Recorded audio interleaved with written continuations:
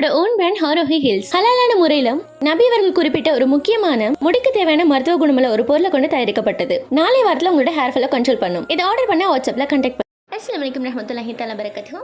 Welcome back to my channel Islamic girl Roohi Syed. பருப்பு கூட ஊற வைக்காம இன்ஸ்டன்ட்டாக போலி செய்யலாம். ஒரு கப் ரவைக்கு அரை கப் மைதா எடுத்துக்கோங்க. தேவைக்களவான சால்ட்டு போட்டுட்டு கலருக்காக டர்மரிக் ஆட் பண்ணிக்கோங்க. ஸோ இதை எப்பவும் போல் நம்ம மாவு பிசைகிற மாதிரி பிசைஞ்சிக்கோங்க. பிசைகிற டோ வந்து கொஞ்சம் லூஸாக இருக்கிற மாதிரி பிசைஞ்சிக்கோங்க. ஸோ அப்போ தான் போலிக்கு பரத்துறப்போ கரெக்டாக இருக்கும். கையில் படுறப்போ உதுத்து விட்டு பிசைஞ்சிக்கோங்க. ஸோ அப்போ தான் அதோட பதம் வந்து கரெக்டாக இருக்கும்.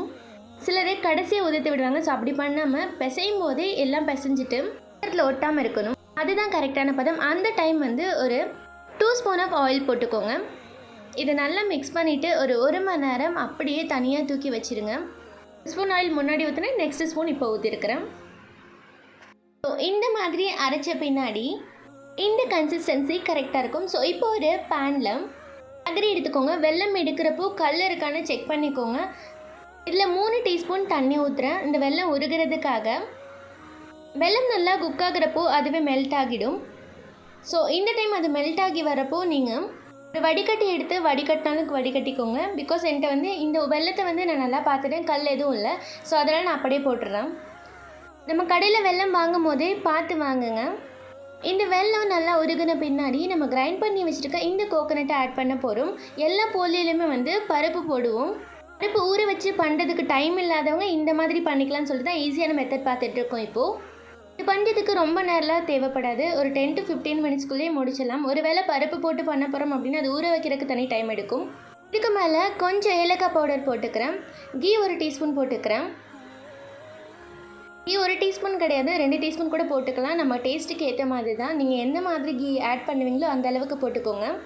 ஸோ நல்லா இதே மாதிரி குக் பண்ண பின்னாடி இதோட ஸ்மெல்லு சூப்பராக இருக்கும். தென் இது இன்னொரு பாத்திரத்தில் மாற்றிட்டு கொஞ்சம் ஆற வச்சுக்கோங்க. பிகாஸ் நம்ம ரவுண்ட் பண்ணுறப்போ நம்ம கையில் சுடக்கூடாது. ஸோ அதுக்காக தான். இந்த பக்கம் நம்ம ரெடி பண்ணி வச்சுருந்த மாவு ரெடி ஆகிடுச்சு. ஸோ இதை மறுபடியும் மிக்ஸ் பண்ணிவிட்டு இந்த டோ இப்போ கரெக்டாக இருக்குது.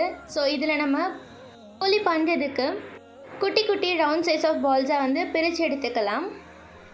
இதுக்கு கலருக்கு வந்து நீங்கள் எந்த கலருமே போடாதீங்க, ப்ரிசர்வேட்டிவ்ஸ் கலர் எதுவும் போடாதீங்க. நேச்சுரல் டர்மரிக்கே பெட்டர் தான். அதுக்கப்புறம் ஒரு பட்டர் பேப்பர் எடுத்துக்கோங்க. உங்கள்கிட்ட பட்டர் பேப்பர் இல்லை அப்படின்னா ஒன்றும் பிரச்சனை இல்லை. நார்மல் சப்பாத்தி கட்டையிலேயே நீங்கள் ஆயில் ஸ்ப்ரெட் பண்ணிவிட்டு இந்த மாதிரி பண்ணிக்கோங்க.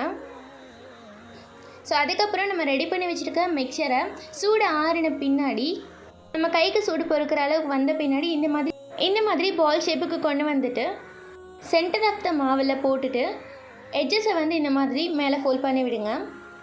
எல்லா எட்ஜஸுமே கவர் ஆகிற மாதிரி. நம்ம பரத்துறப்போ அது வந்து உடஞ்சி வெளில வந்துடக்கூடாது. ஸோ அதுக்காக தான். பரத்துறதுனா கட்டை வச்சில் கையில் பண்ணுறப்போ கூட சிலருக்கு உடஞ்சிடும். ஸோ அதுக்காக இந்த மாதிரி நல்ல எட்ஜஸ் வந்து கவர் பண்ணிக்கோங்க. அடுத்து ஒரு பேன் எடுத்துக்கோங்க. பேனில் வந்து நீங்கள் கீ வந்து ஸ்ப்ரெட் பண்ணிக்கோங்க. உங்களுக்கு கீ ரொம்ப போட பிடிக்காது அப்படின்னா நீங்கள் ஆயில் ஸ்ப்ரெட் பண்ணிக்கோங்க. இப்படி பட்டர் பேப்பர் யூஸ் பண்ணோம் அப்படின்னா நமக்கு போடுறதுக்கும் ஈஸியாக இருக்கும். ஸோ இது வேகிறதுக்கு கொஞ்சம் 1 to 2 மினிட்ஸ் கிட்ட ஆகும். ஸோ இந்த மாதிரி பபுள்ஸ் வர டைமில் இது குக் ஆகிடுச்சுன்னு அர்த்தம். ஸோ நெக்ஸ்ட் சைடு வந்து திருப்பி விட்டுக்கோங்க.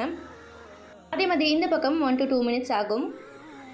ஃப்ளேமை வந்து மீடியமில் வச்சுக்கோங்க. ஃபுல்லாக வச்சுட்டிங்க அப்படின்னா இல்லை ஸ்வீட் இருக்கிறதுனால தீஞ்சிடும். இப்போ ஈஸியாக சிம்பிளாக இன்ஸ்டண்ட்டாக பண்ணக்கூடிய போலி ரெசிபி பார்த்தாச்சு. சின்ன லைக் பண்ணிடுங்க.